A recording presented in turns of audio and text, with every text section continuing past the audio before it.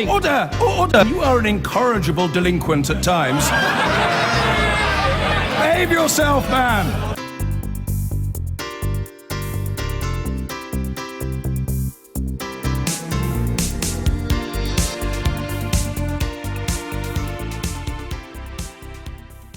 In the last few minutes, the Syrian army has said it is in the last moments before declaring victory in the battle to recapture the eastern part of Aleppo.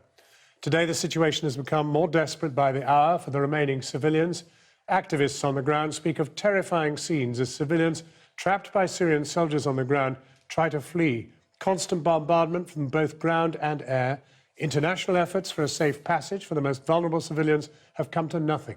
Russia's Foreign Minister Sergei Lavrov has said tonight that talks with America over Syria have reached a dead end. Over the past month, the regime onslaught has gradually intensified, now taking around 98% of the territory formerly held by the rebels. Overnight, the enclave halved in area as rebels withdrew from all districts on the eastern side of the Aleppo River. Our chief correspondent, Alex Thompson, has this report. It is all but over. In groups, family, friends, sometimes with makeshift white flags, they escape the hell of East Aleppo for government areas.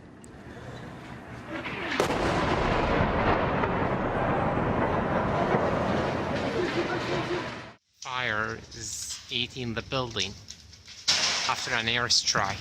This is the last neighborhood where everything is destroyed. This is how the regime is taking these areas. Overnight in East Aleppo. Everything. The eyewitness testimony of just one remaining resident. In the final days, or hours perhaps, before all this city falls to government control. I'm trying to take a shelter, but where to go? From the outlying areas, Syrian army mortar batteries pound round the clock. Closer in, their troops take East Aleppo street by street. The battle is at an end. Only 10% of eastern Aleppo remains in the rebels' hands. The battle certainly is at an end. As of now, that figure is only 1 or 2%. Thousands of civilians from the east now streaming into government areas. They know it is all over. Some spoke to Russian TV as they emerged, angry at the rebels in the east. Those animals can go to hell.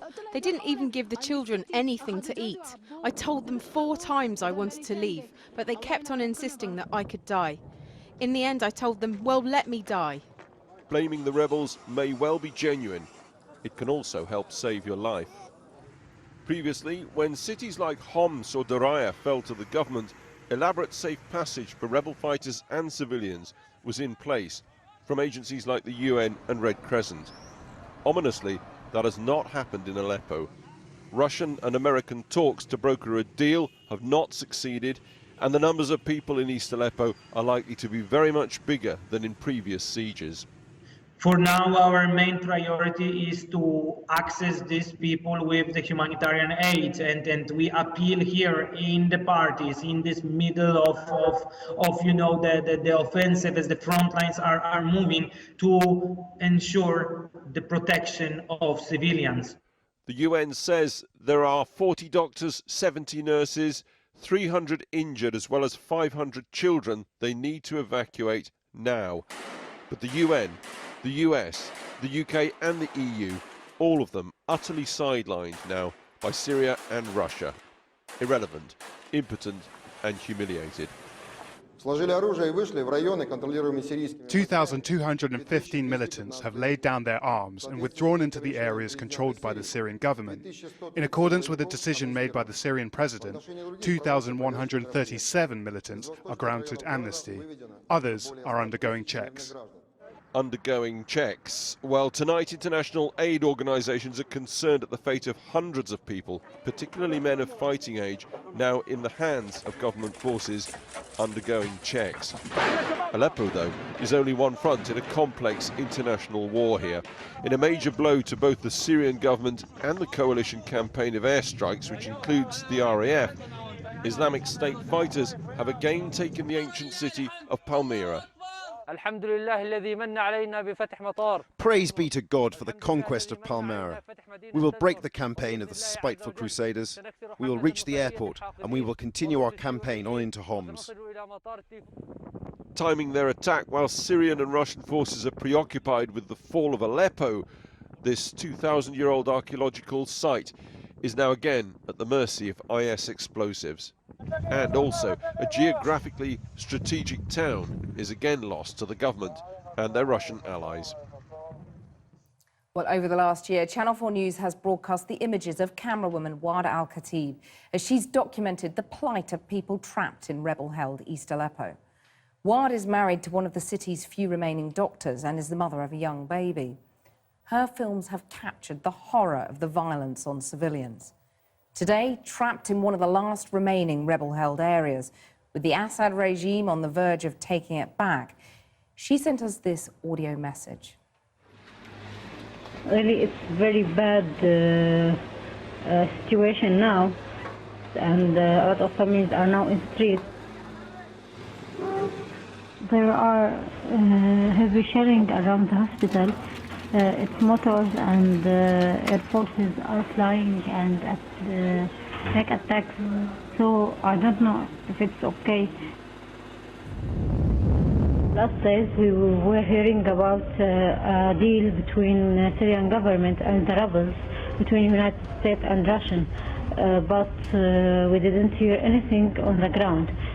So we don't know what's happening now, but what we exactly know that the regime is too close from us, and that will be a big massacre if he takes our area. A lot of injuries in the last days were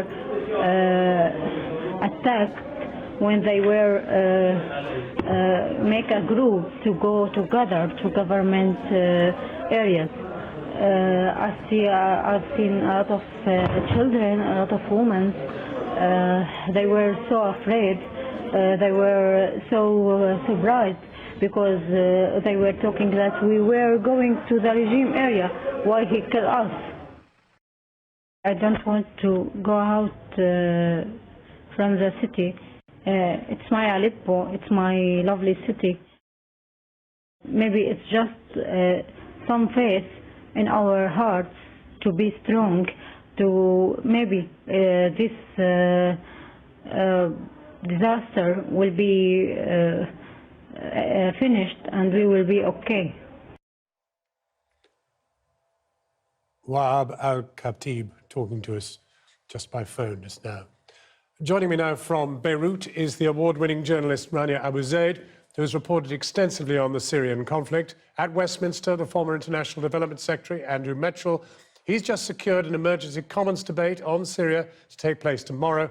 And with us here in the studio is David Knott, British surgeon who's been working with medical teams to save lives of the seriously wounded in Aleppo.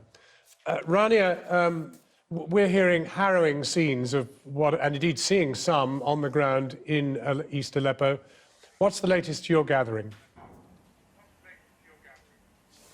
Well, the same thing. It looks like the imminent fall of the last slivers of rebel-held Aleppo.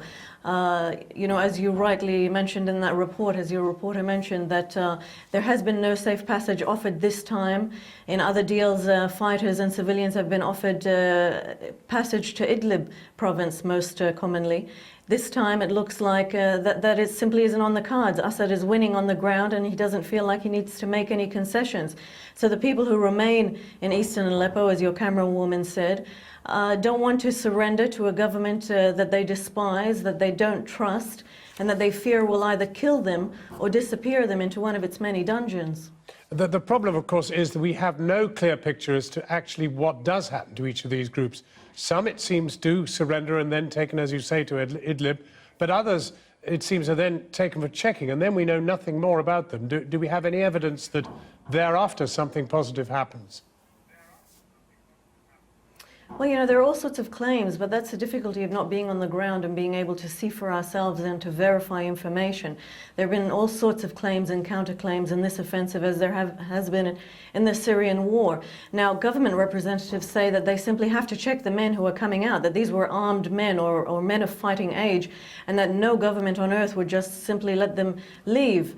Whereas, you know, as we know, the Syrian regime has a history of disappearing people into its jail cells, and often with very little evidence of what they may or may not have done, and certainly, you know, the judicial system has not. There are all sorts of human rights reports about what happens to people who end up in those prisons. It's very unnerving for the people who remain in there. It's hard to remember that, in fact, this all started from a kind of Arab Spring. And one wonders now what the fall of east of Aleppo really means to the rebellion. It doesn't mean it's over, but it surely means that it's very badly winged. No, definitely. I mean, you know, Aleppo was its prime real estate, and the rebellion has lost it now. Now the remaining areas that the rebels control aren't of that much strategic value in terms of the leverage that they might be able to garner in terms of any sort of political concessions from the regime. They continue to control the Aleppo countryside, the countryside around Hama and Homs, and most of Idlib province, including the provincial capital, Idlib city, which is only one of 2 of Syria's 14 provincial capitals that is not currently under Assad's control. The other one, of course, is Raqqa city in the northeast, which is the stronghold of the so-called Islamic State group. So they still control Idlib city and that province. Okay, Rania, for the moment, thank you. David Knott, your prime interest, obviously, at the moment is that community you left, that you were working with, what we think possibly 100 of doctors, nurses, auxiliaries, and of course some 500 children and a large number of wounded. I mean, what you're hearing 2 or 3 times a day, what are you hearing? Yeah, so I mean, for the past sort of week or 10 days or so, we knew this was going to happen. So we knew we had a very small window to get people out.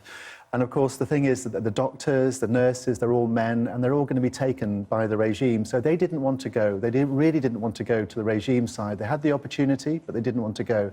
They also wanted to stay with their patients. They wanted to stay with the 300 seriously wounded patients. And we also isolated 500 children. I asked them, how many children do you have? They came back to me, 500.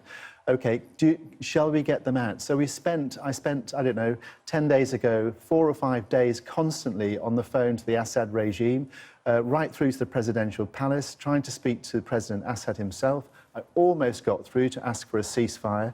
The humanitarian Bob Geldof was also heavily involved in this, and we, in fact, secured a Russian ceasefire on Thursday. And they also allowed us to perhaps get the doctors, children and wounded out via the road up to north of Syria, just about Bab al-Hawa. But of course, the problem was that the Syrian regime never came back to me. They never answered any of their calls. They never responded to any of my emails or faxes, and they continued to bomb, and they bombed and bombed and bombed. So now, Andrew Mitchell, it comes down to politics, and this is a terrible failure of the international community. And I mean, it's on a scale that we've never seen in recent decades, and we feel powerless. You're going to have a debate tomorrow, but I mean, what can the UK even begin to think about doing? Andrew Mitchell, are you hearing? I think your earpiece has possibly come out. Has it? 1, 2, 3. I'm going to try and get that sorted out and come back to you, David. I mean, in the end, you must feel as frustrated as everybody else does. Is he hearing us? No? Well, I do. And, you know, I mean, it is incredible that the UN have not been able to get into this area at all, under any circumstances. Well, we've been in contact with the UN. We've been in contact with the High Commissioner for UN in Jordan, Kevin Kenneth, and he has been very, very helpful, but he said he cannot do anything until there is a ceasefire. People have to have a ceasefire. Andrew Mitchell, I mean, I'm sorry about that. We had a technical fault of some description. And this is an absolutely devastating moment, not just for the people of Syria, but for the world. I mean, it's quite clear the international community has failed desperately over this. And you've got a debate tomorrow in the House of Commons, but where can that take us? Well, I mean, your analysis is entirely correct. The world promised that in these circumstances we would exercise a responsibility to protect, and the international community has utterly failed to do so. But we are where we are tonight. What has to happen, in my view, are two things. There has to be, on the ground in Aleppo, as soon as possible, international actors from the UN, humanitarian people who must be given unfettered access to the ground in the middle of East Aleppo, where this very narrow area, which was this morning about 10 kilometres by 10 kilometres, which is now rapidly closing. We must have independent, trusted United Nations humanitarian actors there on the ground to do two things, really. The first is to ensure that there isn't another Srebrenica. There's a very grave danger, as both your other two correspondents were saying, that the young men of fighting age will be taken away into an unknown future and an unknown destination. It's essential that that is stopped from happening by credible international observers. And the other thing is that the wounded, the people who David Nott has been talking to, the 70 medical staff, up to 40 doctors, the large numbers of children and those who've been wounded who will not put themselves willingly into the hands of the regime, they should be moved to the north of Aleppo in independent United Nations transport lorries and buses and got out of what is a very, very dangerous area. But you use the phrase must have, must have, must have. We won't have, will we? Because there is a permanent member of the UN 5, the Security Council, who can veto every move that is ever made. The Russians are on the ground. You will not get your way. Well, the Russians will be judged by what they do now if they hamper, in this very bleak and difficult setting, the work of the international humanitarian agencies, their colleagues in the United Nations. And the aim of the debate tomorrow is to ensure that the British government does everything it possibly can to advance those two objectives. The first, to ensure that there isn't a repeat of Srebrenica, and the second, to get out of the Aleppo fighting zone the very vulnerable people who David Nott was mentioning. Those are the two objectives. Britain has immense leverage at the United Nations. We too are a member of the Permanent Five with vetoing power. It's essential that we use our convening ability at the United Nations to persuade the Russians to allow this humanitarian effort to go forward. Andrew Mitchell, Rania Abu Zaid, David Nott, thank you all three very warmly for coming with us. Thank you. I've been getting